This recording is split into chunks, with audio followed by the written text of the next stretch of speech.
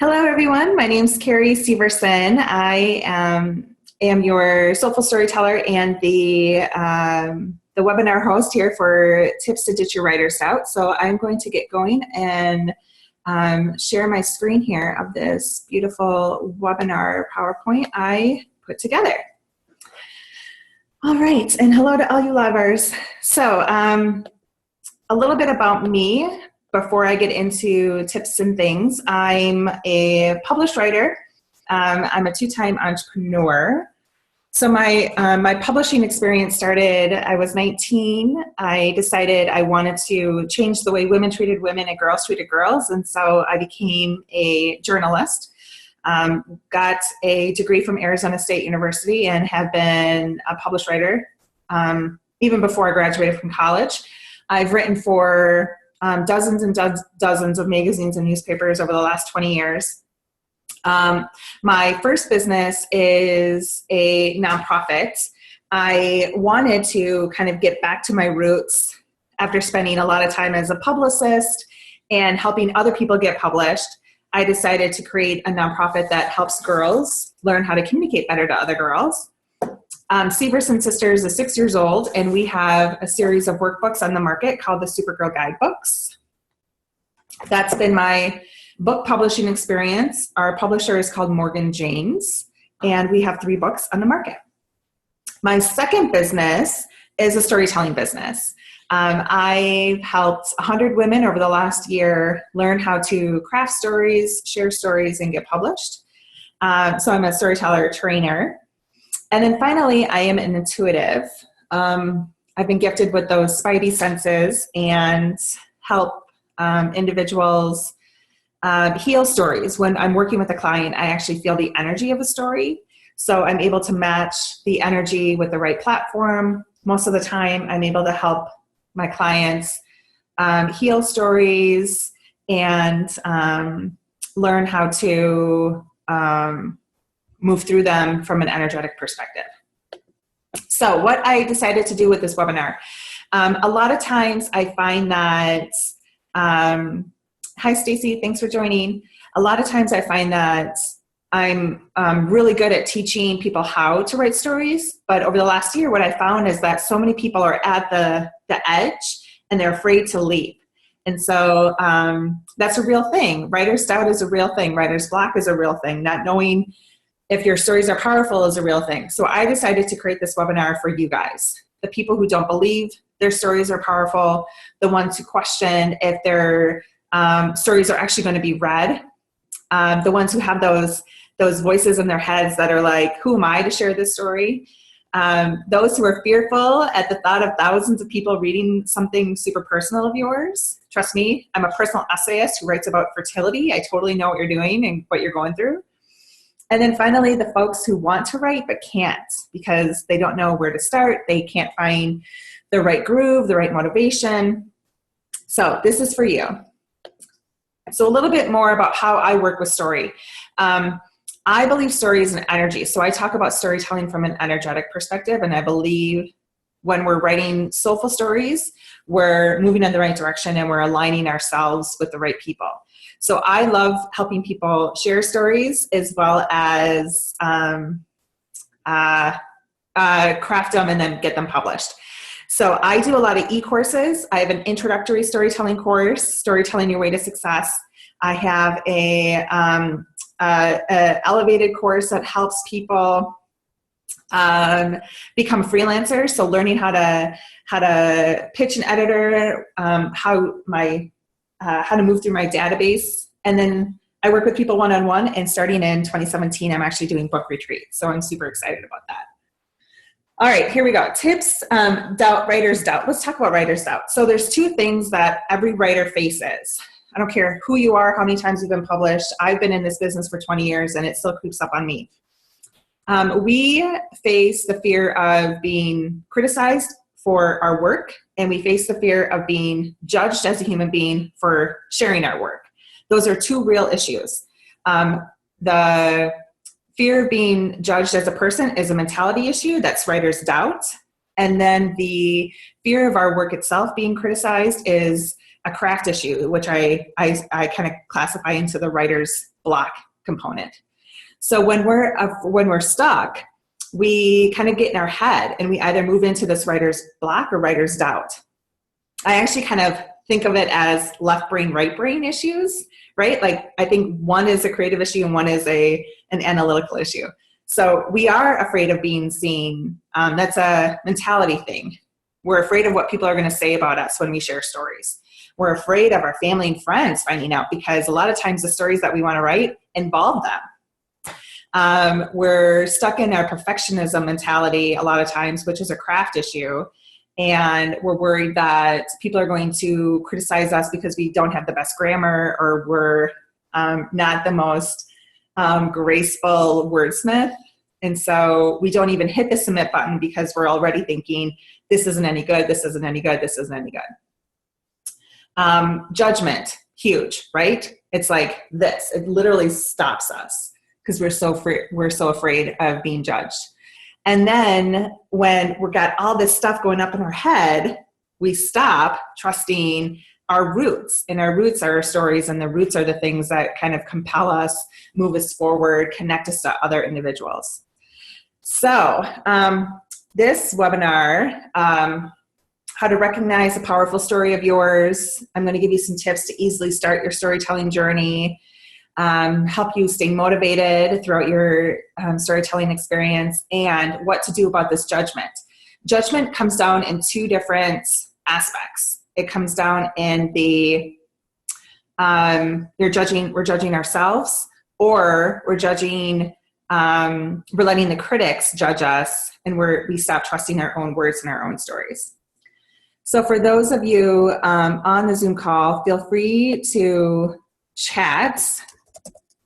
I'm just going to, hi everyone. Feel free to send me questions and things like that in chat, okay? And I'll keep looking at that. And those of you on the live, hello to all of you. Thank you so much for joining. Hope you can hear me okay. Give me a thumbs up that you can. And then feel free to share this if you want other people in your network to learn it. And always ask me questions and I'll stop and I'll check in with you too. So before I get going, please remember the benefit of storytelling. So I'm kind of, I really questioned if this was something I should do because I don't want you to I don't want to talk about the fear of storytelling and the doubt and the block and then have it stop you. Okay. So please remember the benefits of soulful storytelling. When we're sharing our soul stories, we create authentic connections with people outside our current network. When we're getting published on other people's databases, or I'm sorry, other people's media outlets, we're expanding our tribe, right? We're creating a bigger list. Storytelling, in my opinion, is the ultimate law of attraction tool. We're drawing in new soul clients. We're drawing in new opportunities, which in the long run will give us more opportunities to spend time in the areas that we really want to spend time in. So here we go. First tip. All right. So let's talk about the fear of what other people are going to say about us as storytellers first, because I feel like that is the strongest fear that we have is, what are people going to say about me? Are they going to judge me? Are they going to abandon me once the story comes out? Are they going to think differently about me? So that fear is for real. It is a real thing. If you are writing stories and sharing stories over the next 10 years, chances are you will be criticized, critiqued, at least once, because it's super easy. Remember, you guys, it's so easy to sit behind your computer and say something about somebody else's work, right? Don't let that naysayer move you out of your flow and impact your strong power as a storyteller, or even worse, let them move you into a limiting belief that your craft isn't powerful. So when we're criticized, it is a mentality issue because we let their stuff become our stuff, right? 90% of the time when people are going to talk nasty about you for whatever it is you wrote, it's because of their thing. You triggered them. Has nothing to do with you. But we let that move us out of our flow and into a state of block, which then impacts our craft. So that fear of what people are going to say about us, in my opinion, is a mentality issue. It's a mindset issue, right? So I highly recommend you get in some sort of self-care routine, some sort of, if you, there's so many free resources too that you can use on a daily basis. There's those like Letters from the Universe from Mike Dooley, I think. There's Doreen Virtue. I'm spiritual, so Doreen Virtue has like weekly card readings, things like that. Like find something that can get you into your roots and help you stay working on your mindset in a caring way, right? Make sure that you're moving your body physically so that you're getting rid of some of that anxiety energy. You're exercising, you're meditating is a huge thing for me. And then finally, you have to continue writing. You don't have to continue writing stories if you're a little wounded from a naysayer, but you have to keep writing so that your brain, literally that side of your brain, continues exercising, right? And so journaling is a huge thing for writers. Write about how it felt to be critiqued, write about your fear of what will happen with that critique, and just keep on going, because that fear of being criticized is a real thing that we all face, and it's important that we don't just pretend it isn't there, okay? The other thing, I want to give you an example. I wrote about my love life for Mind Body Green this past year, and within a matter literally of minutes of it being up, I had this lady talking trash about me on Mind Body Green's Facebook page. And then she went on to the actual story itself and started talking negatively about the story itself. And so I let that sit there for a good couple hours. And I'm used to being critiqued. I went to journalism school where every day we would walk in and we would have what are called red lines. We had critics as professors critiquing our work. So I'm used to this. It doesn't make it any easier, but I'm used to it. And so she was talking really negatively about me and the story. So later on that afternoon, I sent a note to my editor and I was like, hey, I don't know if you checked your Facebook page, but I almost feel like she went a little overboard and now she's commenting on the story itself. I just wanted to put it out there. It's your call. You do what you want to do, but I would appreciate it if somebody said something to her. I choose not to engage in these naysayers, but other people do. And Mind Body Green did stand up for me. So the editor is always somebody that you can go to if you ever feel like you're being judged irrationally, and they do tend to defend you. How can I stay consistent with topics, themes? I tend to lose what to write about next. I will address that, Nisha, for sure. All right, so we're starting with the fear of being judged, which is a mindset issue or a mentality issue. Now we're moving with the doubt. Now we're moving into the block in terms of the craft itself. So writing, storytelling is a craft. It's a muscle. It has to be worked like every other element of our business, right? We have to treat it like a muscle. You've got to feel it. You've got to work it. So what I highly recommend is support groups. I'm lucky that I went to journalism school. I'm surrounded by writers and photographers. So I sort of grew up in that area. Over the last 20 years, I've taken screenwriting courses at community colleges, poetry classes. I've done short stories.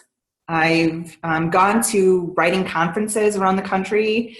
I read craft magazines. I read Poets and Writers. I read creative nonfiction, and I always look for new webinars, new teachings, new learning. So you have to really work it, right? Working it will help you move through that fear of having your work itself judged. If you're not a part of Soulful Storyteller, which I think everyone here is, it's a great support. It's a great support team if you are working it, if you're networking. Look for local meetups. If you go to your local bookstores, not the national chains, but go to a local bookstore, I guarantee you there is a writers group that's meeting there once a month. Libraries. I've taught writing classes at libraries around I've taught classes at libraries around the state here and at community centers. So it's important that you're connected to other writers who are going through what you're going through, and you're creating your sort of tribe. And then I really recommend you find a writing buddy who is at your level, who can help you move through that fear of, I just hit submit, oh my gosh, I'm waiting to hear if the editor is going to pick this up, or I'm waiting to hear if the audience likes it. Make sure that your writing buddy is an accountability buddy, and you're not asking somebody to edit your work, because editing is more of a coach, where the supports to help you move through some of that stuff is really beneficial if you're both moving through it at the same time, because you can share tips that are working. Okay, let me know if that resonates with you, if you guys have anything to say about that.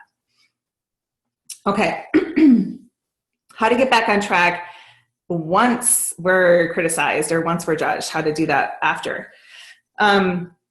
It's important to, live people, even though I hit the do not disturb stuff, I'm still getting texts. It's important that we stay in our creative flow, right? Our craft is a muscle, but we use our craft and we fuel our craft up by other creative elements and resources, avenues that we have. So use really self-healing sort of practices. Coloring, go get a coloring book. Make sure that you're moving your body physically so that you are actually getting rid of the excess energy, so it doesn't get stuck in your body anywhere. I cook a lot when I have just been through a critic, or I have just overcome some sort of fear of being judged or blocked, because it almost turns that turns that back voice off in my head, and it forces me to stay really focused on like ingredients and the measurements and things. And I know a lot of writers who actually plant, they find it really calming. And so find that thing that keeps you fueled up and created to move you through those areas of overcoming that hump of being judged and writer stout and black. Okay, and then over here in live, I need help taking health topics and making them more personal for social media engagement. So I'm going to address this really quick with Nisha. Nisha, how can I stay consistent with topics, themes? I tend to lose what to write about next. Nisha, it sounds like you're in the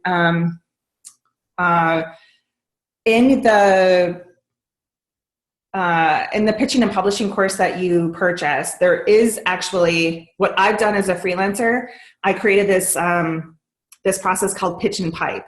You have access to it.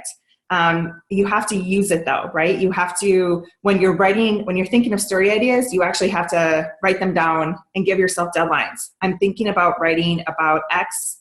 I'm going to give myself 2 weeks to actually craft it, and then I'm going to pitch it on week 3. Every story idea that comes into your head should be expressed somehow. So get in that pitching and publishing, it's your pitch and pipe, get into that pitch and pipe document, make it your own. Record every story idea that you have, and give yourself a deadline, a timeline of how that story is going to move from idea over into the arc of it being pitched. And do that. You have to do that for every single one.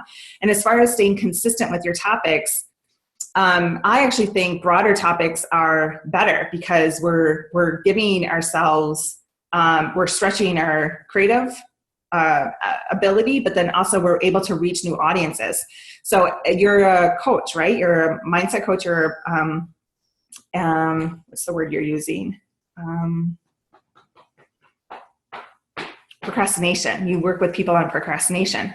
That could happen from business to, like what we talked about in our one-on-one, motherhood. So in my opinion, broader the better, but it is important that you stay consistent and you get in the habit. Writing is a habit. You got to work it. I'm going to address that next. You've got to get in the habit of recording them so you don't lose them once they hit here, giving yourself a deadline. Okay, back over to the Zoom. How to stay inspired and motivated during the actual storytelling journey. So you guys, books, I want to talk about books for a second. Books are a business in itself. You've got to treat it like a business. talking about from the publisher's perspective, publishing houses are picking up clients who have a working, saleable sort of brand. So a book is part of your overall brand. They are a marathon. This will take time. Just the other day, I was actually pitched to co-author something. She wanted to do a number of books. And first of all, that's not where I'm going in 2017. But second of all, I think people are sort of misjudging the practical timeline of what it takes to actually get a book created and out there. So give yourself the time to let this become an entity on its own. Pace yourself, okay? Chapter outlines are really good for you guys on when you're creating books. I think a lot of the element of not being motivated to write and not being inspired to stay writing comes with not having a structured practice when it comes to your craft, right? If you're just writing every once in a while, this is a hobby, and that's totally fine. If you're just journaling, that's a hobby. If you want to write but don't write, it's a hobby.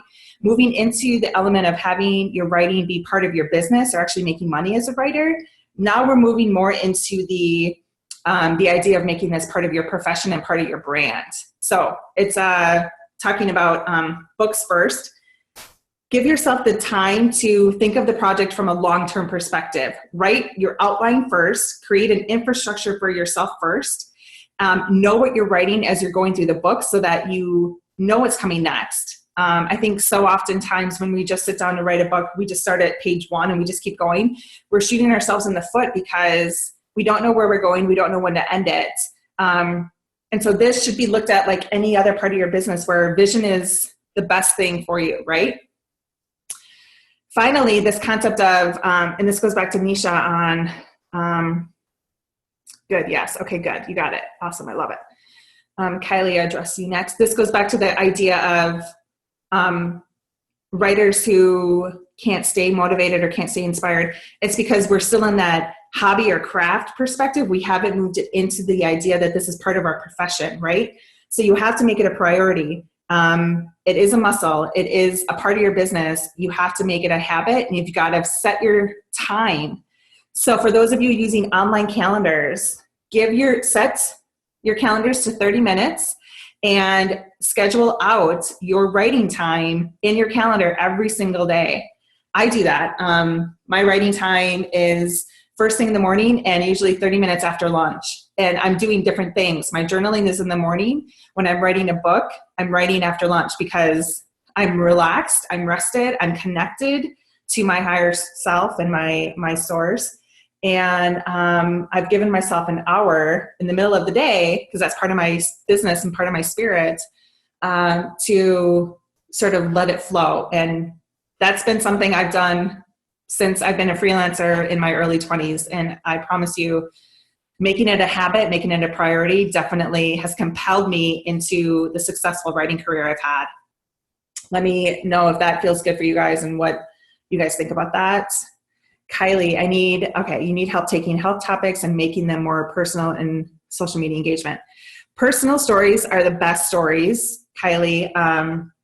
So the Storytelling Your Way to Success course that you just purchased is going to help you learn how to take that story idea and make it personal over the next several weeks. And in week 2 of that course, you actually get instructional video from me looking back over the material that I've had published to show you why I used the language I did and how to make it personal. As far as taking those and making them into posts for Facebook, that's something that I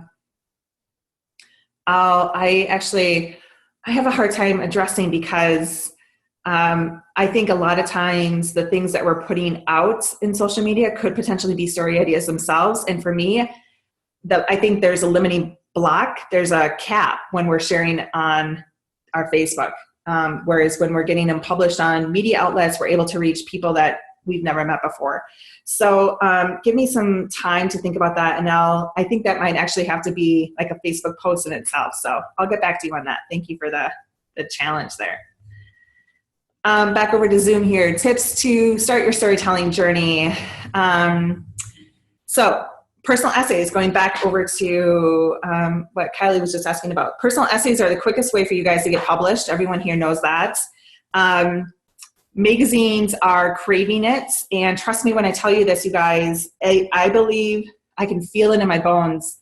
2017 is a year for stories. It was like there was an energetic unveiling for us just recently, and there's going to be a ton more opportunities for us to share authentically and share soulfully in 2017. And more than that, it's like a gateway just opened up for you all to share soulfully and authentically, and we're communicating with one another at a deeper level, right? We're experts in our field, but we're also making it available so that we can learn from the girl next door. It's a beautiful combination, and it's such a powerful time for story. Personal essays are the easiest way for you guys to get published and start a storytelling journey so that you can take it from a hobby into a profession, right? So if you haven't already, I think everyone here has purchased that Storytelling Your Way to Success course, but this is what it's all about. First person narrative, 500 to 800 word. Start with online publications. Use those online publications to pitch yourself and your services and your abilities to networking groups so that you can start getting in front of them and start taking your stories on stage.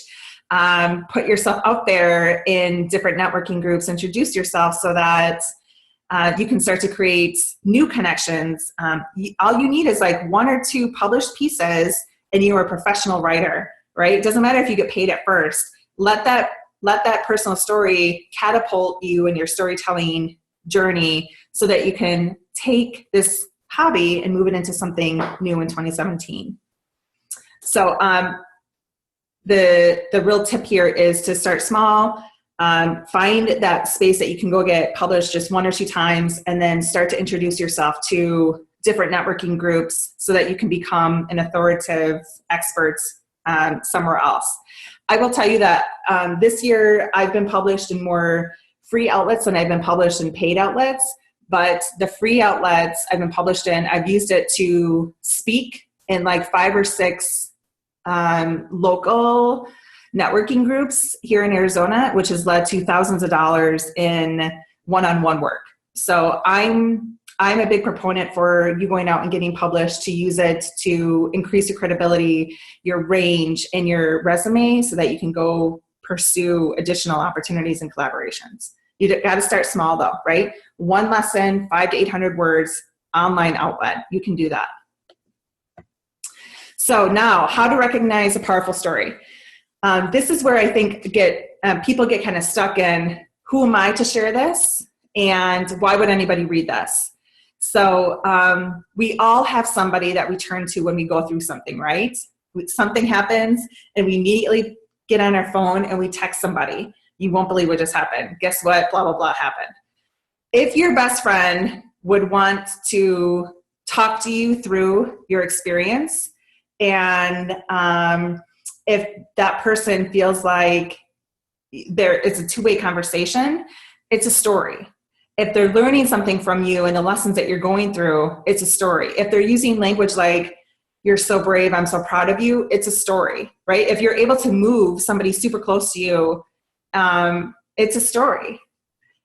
Second, is a magazine you read, publishing a story even similar remotely to yours? Is that theme in that publication? If it is, whatever you're going through, if it's aligned with that, it's a story. Finally, when you're networking and you're at these lunches and these breakfasts, if you're sitting there having an ongoing conversation with a total stranger about something and she's asking you question after question after question about your experience, it's a story. So I think so oftentimes we get stuck in this idea of the craft itself, the writing itself. Is my writing powerful? That we let it overcome the actual story. So remember, you guys, that everyone will have an editor at some point. Your job is to get your story in a well-crafted first draft so that you can pitch it to an editor, and the editor is going to take it and make it better. Don't let the final product and the fear of your final product stop you from submitting it, okay? So if you can answer yes to any of these questions, is your best friend proud of you for going through this experience? Is she learning something from you? Is the magazine publishing something even remotely similar to what you're going through? And if you're out networking, just talking casually to somebody, is somebody consistently asking you questions? If that has happened to you, what you have sitting inside you is a story and it should be told. Okay? Any questions, comments? People love my personal story in person. See? Kylie, it's fantastic. I love that. Yeah, when I started talking about burnout back in 2014, I did not anticipate sharing it for Huffington Post. It was just something I was like, I would talk to women about over a glass of wine or at a networking thing, or even my girlfriends. And before I knew it, it turned into this like 45-minute conversation that I started. And that was really the thing that made my light bulb go on. And I'm like, I should actually write about this. Do you suggest that I dictate my story? I get blocked when writing. Yeah, that's a common theme too. I think so oftentimes we get stuck in I talk to a lot of people who can't get motivated to write because they fear the actual journey that we go on in terms of crafting the sentences together. So if you're a powerful speaker and you've got the technology, I think it's actually called Dragon. I think Dragon might be the technology. You'll have to look into that. Definitely do it. Make it as easy for you as possible. If this actually bugs you, like the physical typing of it, or you can't journal it out, then yeah, go get yourself a technology that you can implement on your computer or your phone. And like I said, check out Dragon. I'm pretty sure that's what it's called. Okay, so here's, you guys, what I'm doing in 2017 is I really want to, I want to help people move through this piece first, this writer's doubt and then the writer's block, helping them recognize powerful stories, keeping them motivated and on track. And so they actually don't just talk about writing stories, that they actually take it up a level in 2017. I'm interested in helping you move through the fear of being seen and then addressing the critics, right? And that's for both nonfiction and fiction, personal essay writing, all the way over to novel writing. It's kind of a fun, I'm taking what I've done personally to move through it and I'm putting the program together. So it's called Ditch the Writer's Doubt. It's a four-week self-development group writing program. Looking for more motivation to stay inspired, looking for direction and guidance on how to move through the storytelling process. I'll teach you how to find, see, and believe power of your own stories, so that you're kicking off 2017 with a structured foundation to start your stories and to move your hobby into a professional opportunity. So what we're doing is we're starting calls January 4th. We're doing weekly workbooks. So January 1st or 2nd, you'll get access to the very first weekly workbook. Every week we have a group Zoom call. You have a private Facebook group where you can communicate with one another and me. And then throughout the course, we'll have one 30-minute private call with me to help so that I can help you move through whatever it is that keeps you stuck. So if you're writing, a lot of the workbooks are going to be exercises, obviously, because I'm a trainer, I'm a teacher. And if you're, thanks, Kylie, if you're stuck on a particular exercise triggers you for some reason, and you need to write it out and you're in the private Facebook group, that's where I'll work with you, I'll communicate with you. And then if the private 30-minute call is whenever you need it. So it's open enrollment right now. It's $299. And I'm going to close that early bird on Friday. First call is January 4th. I'm going to take maximum of 15 people. I feel like it's going to be a really close-knit community. I'm really excited about it. And I'll close it when the energy feels right. But so for those of you on Zoom, this is the link right here. I'm going to put this in the chat. And for those of you on the live call, I'll add it to the comments. Here is, Can you see that? There's a link. And then if you're not ready to sign up for it, but you really want to talk about it, email me at carrie@carrieseverson.com and let's set up a time to talk over the next couple of days. So Stacy, I know I'm an expert in one arena, but I believe I have stories to tell in another. I'm nervous about mixing up my messages. Any thoughts? Yeah, so I totally understand that. When I started my first business, Severson Sisters, I was on stage consistently talking about empowerment and the Supergirl guidebooks and bullying and all these things that these books were holding. When I moved into personal storytelling and started writing about burnouts, I was totally afraid of not being seen as this empowerment guru for young girls as well. But here's the thing. I think of like Martha Stewart a lot, actually. Like, she can get up and talk about everything from what to do with your holiday decorations to cooking. Like, for me, this idea of being broad expands our audience. So you're an expert in branding, advertising. Can you give me more, Cece? And then I'm guessing that you're moving into more of a personal message, and so you're nervous about kind of being seen as something else. And then if any of you on Facebook have any questions, please let me know. Can I hear you? Do you need to talk? Do you want me to unmute you? I can unmute. Oh, there we go. Hi. Can you hear me now? Yeah. Oh, hi. Okay. This is Stacy. So, hi.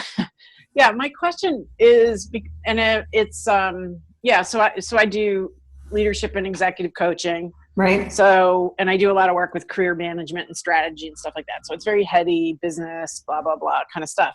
Okay. But I have a lot of, things that I've thought about writing relative to my childhood and surviving, very, destructive environments. And I think there are lessons to be learned that are related to what I'm doing now, but it's a completely different kind of topic.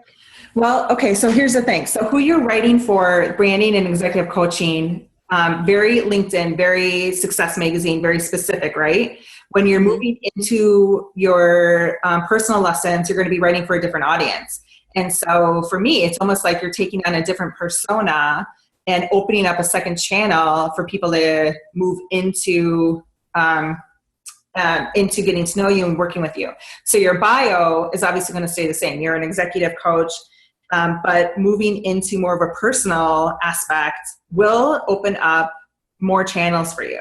So my suggestion is to start with the lower hanging fruits, so you're not jumping into the deep end and kind of getting freaked out about sharing the most vulnerable piece you've ever experienced. Start with something not too far out of range from the executive coaching, right? So maybe it's how you overcame X, Y, and Z. That is a little bit more personal than what you would normally do. Are you thinking about actually writing about this for the magazine you're writing for right now? No, okay. I just have some insights around, I don't know, why am I not in jail versus, having had a very successful career? Like, I think there's something interesting about the origins of, what I had to go through and get through as a kid that prepared me to have great success. Okay. So I think there's something in, kind of being hopeful and recognizing that, you don't have to end up in jail or in some horrible, the outcome can be very good. And there's lessons that are learned from great tragedy. Mm-hmm. But I definitely wouldn't use it in the place that I'm getting published for my other stuff. But I think it's it almost feels like a bridge for you. Like, you're taking, your message isn't necessarily like the tone may change, but your message isn't changing. Like, it's almost as if you're moving into more of a I get the feeling that it's like JV versus varsity, right? Like, you're almost like you're talking to them at a high school or a college level, and then Does that make sense? Yeah, well, it's interesting that you say that, because I think one of the things that I want to do for my coaching business is to do something with younger people who may feel that it's hopeless and that what's the point. And there's a lot of, there's a lot of people out there that are, in high school or in situations that are not great, and they're just hoping to get through. And maybe they're not the super gifted kid that's going to get the, scholarship and the clear pathway out. Yeah. So one of the things I want to do with my coaching business is to kind of to figure out a way that I can work with that group of people. But the writing would certainly be more related to that community than my core, customers and clients and so forth now. Yeah, I can actually really see that for you, taking it into a younger demographic. And again, it's not when we're strictly writing about one thing, it feels very limiting for me. When we're opening up, it's almost like that we're opening up the blinders on the side, our peripheral vision. We expand our reach. We give people a new opportunity to work with us. And this is the thing about storytelling you have to remember, is that it starts to act as a funnel into something else. And so people who read one thing I write on, like being boss the other day, led to them finding me. They Google my name, or they come over to my website, they read something, they click on something else, they find me over here. It's not that you're changing or that you're going to cut off this current message that you have or this current storytelling avenue. It's that you're literally moving it into you're expanding into a new arena. So don't think about it as mixing up your messages. Think of it as expanding your reach. You're expanding your light. You're moving your light from one funnel into two now. Okay. That's helpful. Thank you. Yeah, I'm excited. And hi, Kylie. I see that you just jumped over into into the Zoom. So if you guys have any other questions about any of this, and then I think I got everyone over here, different personal for different channels. Yeah, I am going over to the live here. Oh, shit. Can you guys still hear me? Oh my God. I just totally. Yes, still can hear you. Okay, good. I just pulled it from back. For different personal, for the Facebook Live here, I actually look at channels like media outlets. I look for different types of stories. So if it's Mind, Body, Green, I know is looking for this. So if I've had something happen in this aspect of my life, I go to certain media outlets. If I have something happen over here, I look for very specific outlets here. So that's just my 2 cents. I don't like to limit myself as a storyteller, because my business is helping women get personal stories published. And so it helps me kind of keep all those wheels going at the same time. And if you're making your writing a habit or a part of your business, I think the really successful writers do have a broad perspective. They're not writing, James Patterson, you can pretty much guarantee what he's going to write, right? But I personally flock to people who have new surprising elements to their work and their reach. So if you guys don't have any questions or any other questions for me, Kylie, it was hard not hearing what everyone else is saying. You're so sweet. Yep. I'm going to put I'm recording this and I'm putting this, I'll email this out to everybody. If you have any questions about Ditch the Writer's Doubts, please let me know. If you're interested in enrolling, I'll add the link to as many different places as I can. And we'll get going after the first of the year. Trust me when I tell you guys that 2017 is a year for storytelling. It really is. Use it to your advantage. A gateway opened recently, and it's going to be really good. All right, my dear sweet storytellers, thank you so much for joining me. Thank you so much for the lives. I will come back and look at new comments on there later. And I'll see you guys later. Bye. Thank you.